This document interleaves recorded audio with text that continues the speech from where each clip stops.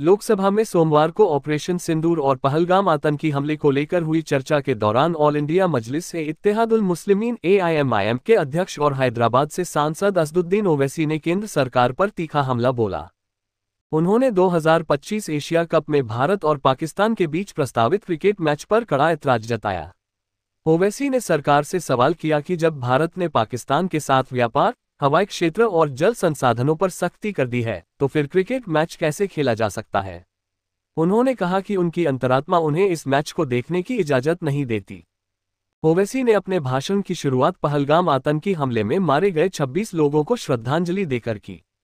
उन्होंने विशेष रूप से पूंछ के मदरसे ज़िया उलूम के शिक्षक वरुण इकबाल, 5 साल की मरियम और 14 वर्षीय जैन अली और उर्वा फातिमा, हिंदू जुड़वां बहनों का उल्लेख किया, जिन्हें उनके नाम और धर्म पूछकर निशाना बनाया गया। उन्होंने कहा कि यह हमला देश की एकता पर प्रहार था और सरकार को इसकी जवाबदेही तय करनी चाहिए। ओवैसी ने पूछा, 7.5 लाख सेना और अर्धसैनिक बलों की मौजूदगी में 4 आतंकवादी कैसे घुस आए और हमारे नागरिकों को मार डाला? इसकी जिम्मेदारी किसकी है? उन्होंने ऑपरेशन सिंदूर की सफलता की सराहना की, जिसमें भारतीय सेना ने पाकिस्तान और पाकिस्तान अधिकृत कश्मीर में 9 आतंकी ठिकानों को निशाना बनाया और 100 से अधिक आतंकवादियों को मार गिराया। रक्षा मंत्री राजनाथ सिंह ने लोकसभा में बताया कि इस ऑपरेशन का उद्देश्य पाकिस्तान को उसकी प्रॉक्सी युद्ध नीति के लिए सबक सिखाना था, न कि युद्ध शुरू करना। ओवैसी ने सेना की बहादुरी को सलाम किया, लेकिन सरकार की नीतियों पर सवाल उठाए। ओवैसी ने कहा, प्रधानमंत्री नरेंद्र मोदी ने खुद कहा था कि खून और पानी एक साथ नहीं बह सकते।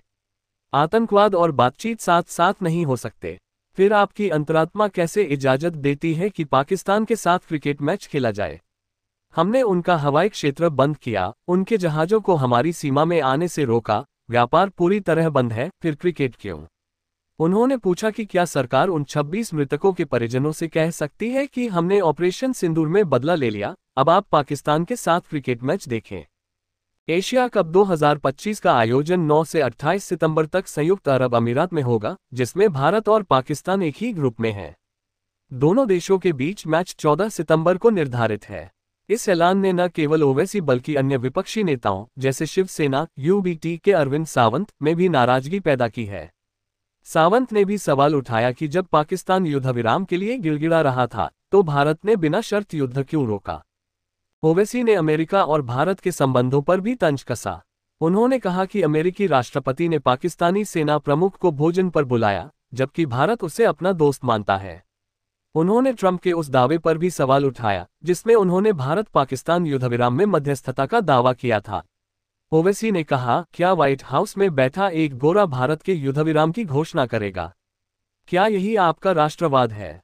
उन्होंने सरकार से मांग की कि पाकिस्तान को वैश्विक मंचों पर आतंकवाद के लिए जवाबदेह ठहराया जाए और उसे financial action task force (FATF) की ग्रे लिस्ट में वापस डाला जाए। ओवैसी ने ये भी पूछा कि चीन और तुर्की जैसे देश, जो पाकिस्तान का समर्थन करते हैं, उनके खिलाफ भारत की क्या रणनीति है। इस चर्चा में विपक्ष ने सरकार से आतंकवाद के खिलाफ और सख्त कदम उठाने की मांग की। ओवैसी ने कहा कि देश की एकता को बनाए रखने के लिए अल्पसंख्यकों को निशाना बनाने वाली नीतियों को रोकना होगा, वरना पड़ोसी देश इसका फायदा उठा सकते हैं।